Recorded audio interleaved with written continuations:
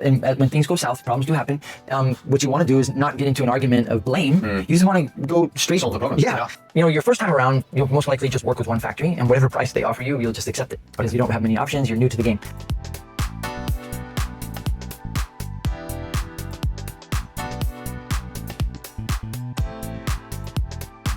So do I need a tech pack to work with the factory? So in short, no, you don't, but it's kind of like building a house without architectural plan. You know, like if you're doing 1 to 3 styles, no, you don't need a tech pack. But as soon as you start doing like more than 3 styles, like you're doing a full collection, you got to keep track of all those styles, and every single style has a lot of detail.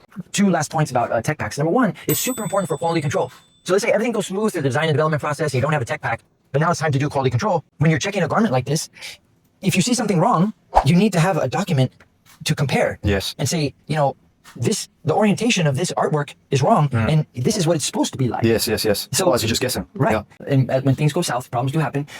What you want to do is not get into an argument of blame. You just want to go straight. Solve the problem. Yeah. Sure. And it's not easy to make tech packs. I mean, there are people who charge as much as $450 up to $2,000, depending on how complicated the garment is. And nowadays, you can download a lot of free tech pack templates and things like 2D sketches. But when it comes to the measurement chart, which is one of the most important parts, that requires a pattern and marker technical people who understand markers and patterns and stuff. And the last point about the tech packs is that, you know, your first time around, you'll most likely just work with one factory, and whatever price they offer you, you'll just accept it because you don't have many options. You're new to the game.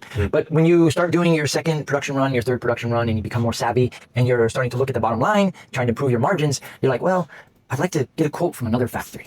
Okay. Well, if you have a tech pack that you paid for, and that you know is up to date and correct, that is gold. And what you can do is you can then email this tech pack to multiple factories and ask them to quote price for you. Without even going to them. Correct. Yeah. And you're now comparing apples to apples because they all receive the same tech pack. But they'll give you different prices. And that's when you start, why did this factory quote me $3.75, but that factory quoted me $3.50 when it's the exact same specs?